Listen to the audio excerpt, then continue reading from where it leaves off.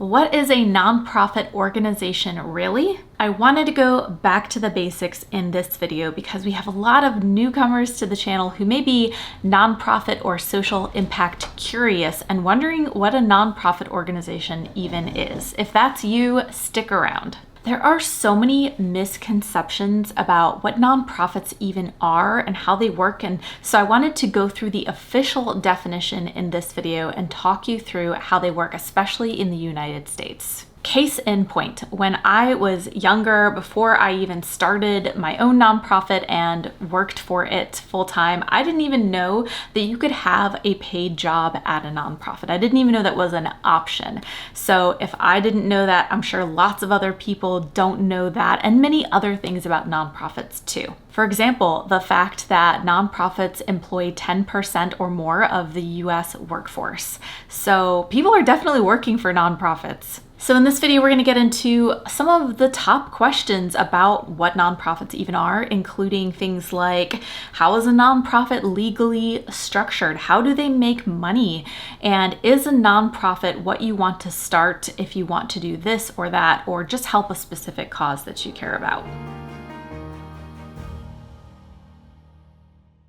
Welcome or welcome back. I'm Amber Melanie Smith. Like I may have suggested before, I am a nonprofit founder, former executive director, and social entrepreneur. I make these videos on YouTube to help educate people all about the world of social impact and how you can make a difference. So I'd love for you to stick around, check out my 200 plus other videos on this channel, all about starting a nonprofit or socially conscious business, how to raise money, all of that good stuff. So check those out. Also, I'm going to provide folks who subscribe to my newsletter with a quick checklist on how you even start a nonprofit. So if you subscribe to my newsletter linked below, you'll get an email back immediately with that checklist, and I hope it is helpful to you. Let's get into this. Starting with the very basic, what is a nonprofit?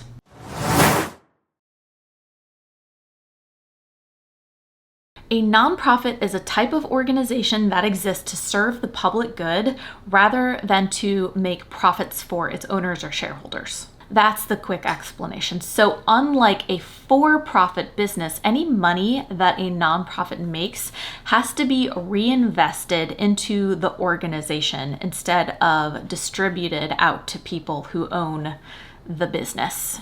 And the missions of nonprofits widely vary. It could be anything from promoting education, helping people get access to healthcare, providing food or housing to people.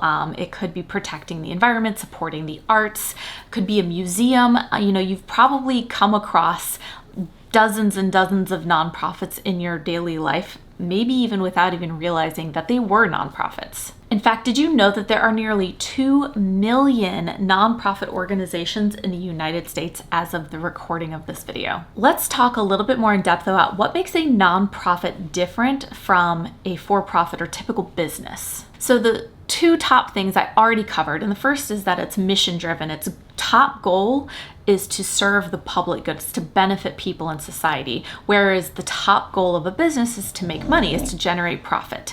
And second, the profit distribution. Like I said, in a nonprofit, all the money goes back into the organization instead of being distributed to shareholders. In terms of how nonprofits are funded, it might surprise you to know that nonprofits, similar to businesses, can sell goods or services. This is called program fees or earned income. But the difference is these services have to be furthering the nonprofit's mission. They can't be services that are completely unrelated to a nonprofit's mission.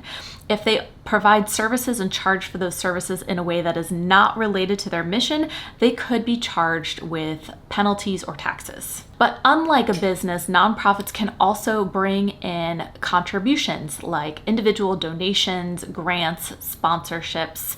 They can sell tickets to events. I guess a for-profit business could do that too, but you get the idea.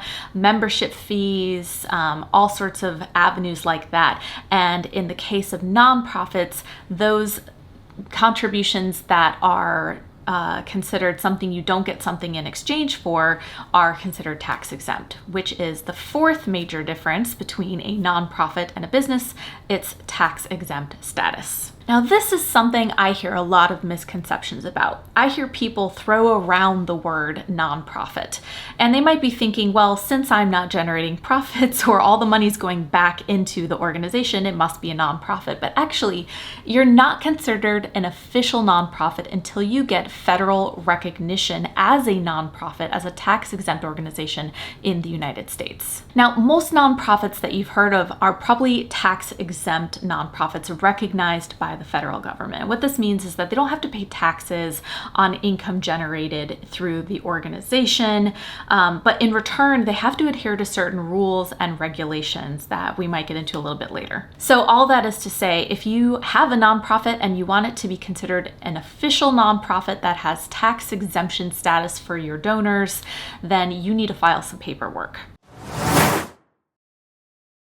Let's get into the legal structure of a nonprofit, because I find that this aspect of nonprofit work is probably the most confusing to the general public. The first question is, who owns the nonprofit? This is a tough one, and I get this question all the time. So if you have founded a nonprofit, technically you're not even the owner, and here is why.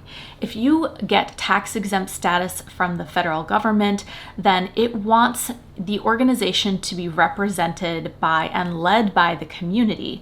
And this is done by electing board members to be the governing voice of the organization from the community that you are serving. So just like government or elected officials, you are electing community members onto your board to represent the voice of the organization and fulfill your tax-exempt public serving mission. What this means, though, is if you are a nonprofit founder, you don't own the nonprofit. If you decide to leave the nonprofit, you can't sell it off to another entity and take the profits. You can't decide to disband it without a vote from your board of directors, things like that. And the whole purpose is, if the government's going to give you that tax-exempt status and those privileges, it wants it to be community represented. This is one of the major differences between a nonprofit and a for-profit business. A little bit more about a nonprofit's board of directors. Like I said, these are folks usually elected from the community by the existing board. So people will be nominated or apply to join the board and then be voted in by the current board. These are typically unpaid volunteers, and they have fiduciary responsibilities and duties to act in the best interest of the organization. That means making sure that finances are up to date, that money's being spent efficiently and effectively, that we aren't straying from our mission, that the people of the community are being served effectively. A board would be responsible for voting on the annual budget and even hiring or firing the nonprofit's CEO or executive director. In terms of the legal paperwork needed to make the nonprofit an official registered tax-exempt nonprofit in the United States, let's talk about 4 different things you're going to have to do. And I want to offer a disclaimer that the list on what you have to do to get your nonprofit up and running is a bit longer and more robust than the 4 things I'm about to share. But here are just 4 basic steps, and I also recommend you check with your state or region on their specific laws around the paperwork required to start a nonprofit, because it does vary by state. The first element of this is incorporation, and this is what you would typically do with your state. Most nonprofits are incorporated as opposed to some other business structure. So you'd incorporate in your state, and this provides a legal structure that provides some level of liability protections for you as the founder or your board of directors. The second aspect is your bylaws. This is a written document that you create when you start the organization alongside your fellow board members that outlines the rules of how you're going to govern the organization. Things like, how are new board members elected? What are the circumstances under which you would fire a board member? What percent votes does it take for something to pass? When is your budget approved in the year? Stuff like that. Then there's getting your tax-exempt status with the federal government. And in most cases, when you're thinking about a nonprofit, you're thinking about a 501c3 public charity, even though there are dozens of tax designations possible for nonprofits. For example, a chamber of commerce is a nonprofit, but it's not a 501c3 nonprofit. Whereas an organization like the Boys and Girls Club or the American Red Cross, or these large organizations that you've most likely heard of, these are 501c3 public charities. So to gain this federal tax exempt status, you have to fill out some forms. It's Form 1023 or 1023EZ, depending on the scale of your organization. And this is what you send into the IRS to obtain that 501c3 approval. And once again, this allows two things to happen, among others. The first is that when people donate to your organization, it is a tax exempt donation. And the second thing is it exempts your organization from paying income taxes. To clarify, people who work for the organization still have to pay their taxes, but the organization doesn't have to pay like other types of taxes. In some states, you don't even have to pay sales tax. So like I said, check with the laws of your specific region. And on top of this, regarding the laws of your specific region, your state might also have additional paperwork that you are required to file to get the status. Filing all this paperwork can cost anywhere from a couple $100 to a couple $1,000, whether or not you work with a lawyer, because the paperwork itself has filing fees to the government. To maintain tax exempt status, you do have to keep up with paperwork every year. So let's talk about that accountability. You're gonna have to file your 990 tax forms to the IRS each year. You're probably gonna have to do some additional licensing or check-ins with your state government as well. And you're gonna have to stay in compliance. So making sure that you're adhering to your bylaws throughout the year. Let's get into now who leads the nonprofit and manages it day to day. Like I said before, one big myth that I'm always hearing about nonprofits is that nonprofits don't or can't have paid staff, but this can't be farther from the truth. Remember, 1 in 10 US workers are working for some kind of nonprofit. So let's talk about the two bodies that lead the nonprofit. The first, like I said before, is the board of directors. These are typically unpaid volunteers who are managing the governance side of the organization. And how often they meet and how many hours they're putting in is really up to you and your organization. If you start one and write your bylaws, that's where you'd put that information. Oh, we only meet twice a year, we have to meet every month. There's no hard and fast rule on that. That's something you decide as an organization. The second body is, of course, the staff. So the staff can be paid, and they can be paid from the revenue generated by the nonprofit. That is not the same as a for-profit business that divvies out profits to its investors or shareholders. When the money is poured back into a nonprofit's operations, it can cover that staff time that is required to operate for the mission of the organization. So the staff handles the day-to-day. It manages the programs. It oversees the administration, making sure the accounting gets done. It works in partnership with the board on fundraising, stuff like that. Staff might also manage community volunteers who, as unpaid helpers, come in to support the mission as well. Who hires and fires the staff? Here's how it works.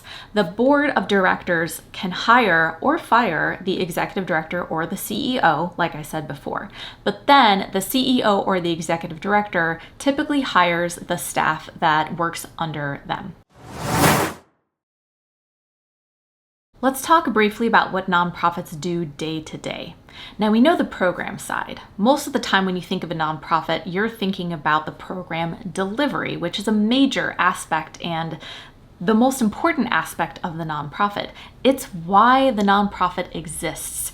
The programs are the vehicle to accomplish the mission that the nonprofit has set out to accomplish.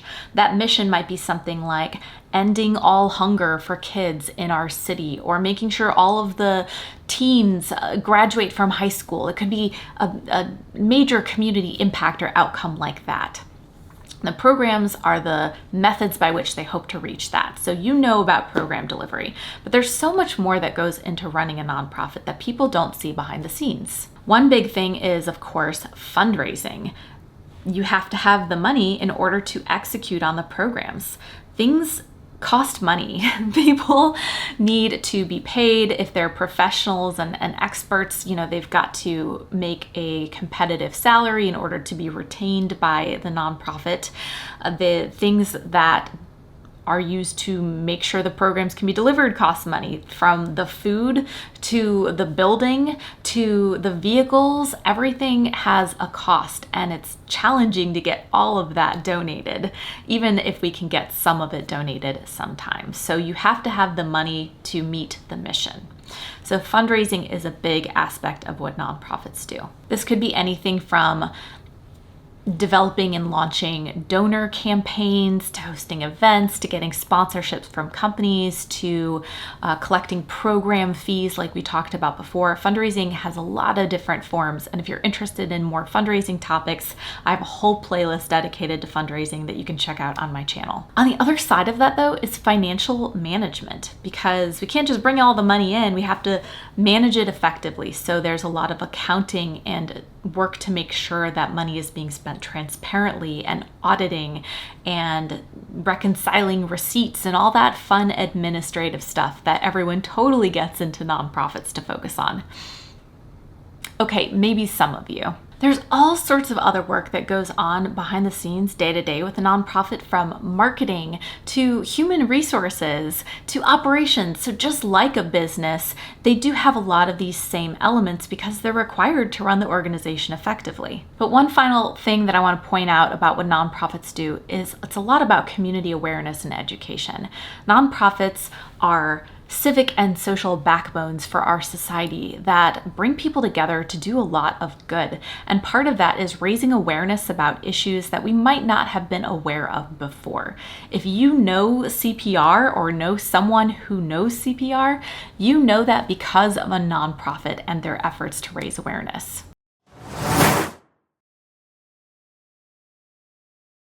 Final thought. Sometimes I come across these amazing, good-hearted people who wonder, do I need to start a nonprofit if all I want to do is raise money for one project or support a cause that I care about?